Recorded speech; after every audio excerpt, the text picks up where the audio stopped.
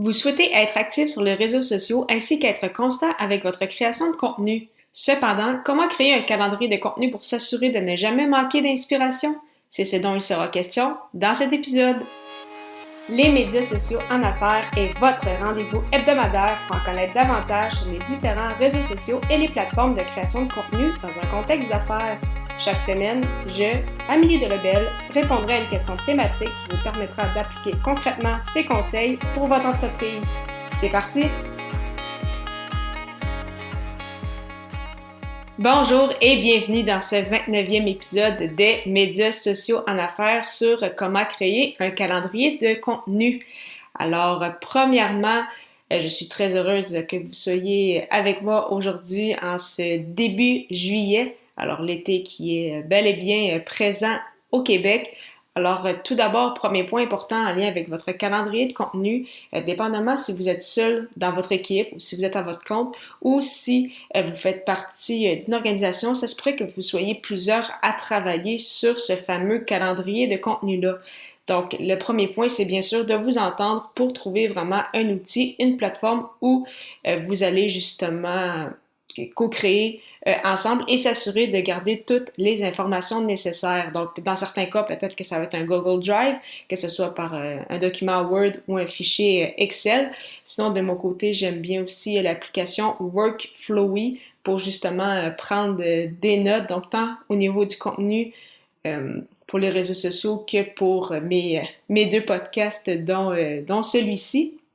Et une fois que justement vous aurez trouvé l'outil qui vous convient, il faut bien sûr donc s'assurer d'avoir toutes les informations importantes en lien avec le calendrier. Donc oui, bien sûr la publication en tant que telle, mais également l'heure, le réseau social sur lequel vous allez partager l'information, la date, peut-être le type de publication, si c'est par exemple un carrousel, si c'est une vidéo, et bien sûr également mettre le visuel donc qui va être utilisé lors de cette publication-là. Ainsi, tout le monde va être au courant de qu'est-ce qui sera mis en ligne, sur quelle plateforme et bien sûr à quel moment. Et le grand avantage justement de planifier son contenu, de prendre le temps justement de bien planifier et de penser à tout ça, c'est en s'inspirant en fait bien sûr de ses objectifs, son objectif principal. Donc vous avez peut-être des objectifs différents selon les plateformes. Des fois, c'est augmenter notre nombre de ventes. Des fois, c'est avoir plus de curriculum vitae. Parfois, c'est peut-être augmenter sa notoriété, se faire connaître davantage. Donc, il n'y a pas de bonne ou de mauvaise réponse. Donc, bien sûr, pour vous inspirer, toujours penser à vos objectifs ainsi qu'à votre ou vos personas si vous êtes justement sur différentes plateformes. Donc, ce sont eux qui vont vous inspirer, qui vont vous dire, OK, quel ton vous devez utiliser? Est-ce que vous vous adressez au tu ou au vous avec votre persona? Donc, bien évidemment, ce sont ces derniers qui vont grandement vous aider au niveau des idées. Mais il y a bien sûr quand même plusieurs fêtes ou publications plus faciles à planifier et je vous recommande d'ailleurs de visiter le site des Journées internationales sur la plateforme des Nations Unies. Donc, des fois, on pense, oui, par exemple, à la fête des pères, à la fête des mères, donc à des fêtes assez connues, Noël, Pâques, etc. Mais il y a également des journées internationales pour pratiquement tout ce qui existe, en fait. Donc, selon votre domaine d'expertise, il y a certainement quelques journées dans cette liste qui va pouvoir justement vous servir et ainsi partager du contenu intéressant pour votre audience.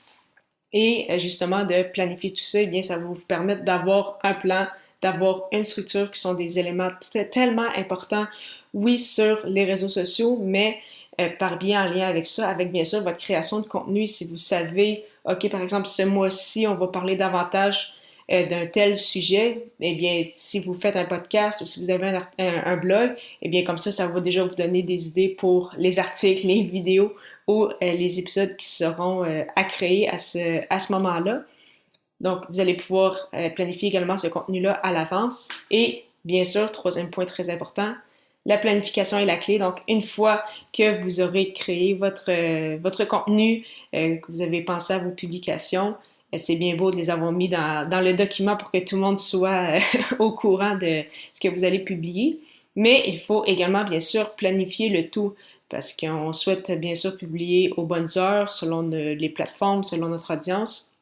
Et justement, planifier va vous permettre de sauver beaucoup de temps, qui est bien sûr la clé en création de contenu et en réseaux sociaux.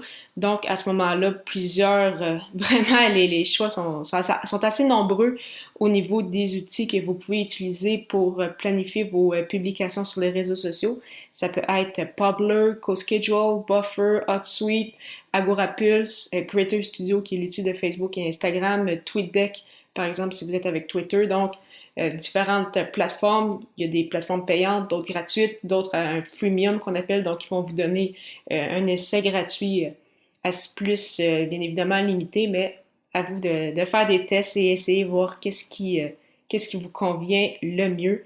Et comme on dit, planifier va vous permettre de sauver du temps. C'est la clé. Moins de stress, plus de résultats.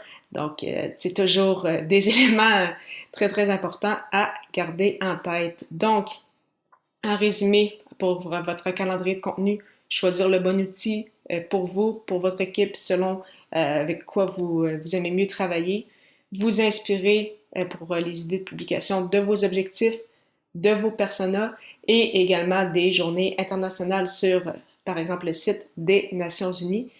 Et toujours garder en tête, la planification, c'est la clé. Donc, choisir également le bon outil, la bonne plateforme pour planifier vos contenus sur les réseaux sociaux.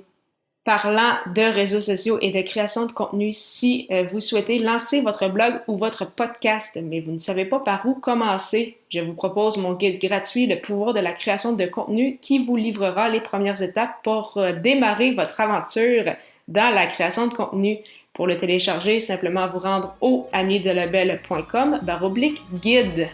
La semaine prochaine, je répondrai à la question « Comment réussir le marketing de votre création de contenu ?» Ne manquez pas ça!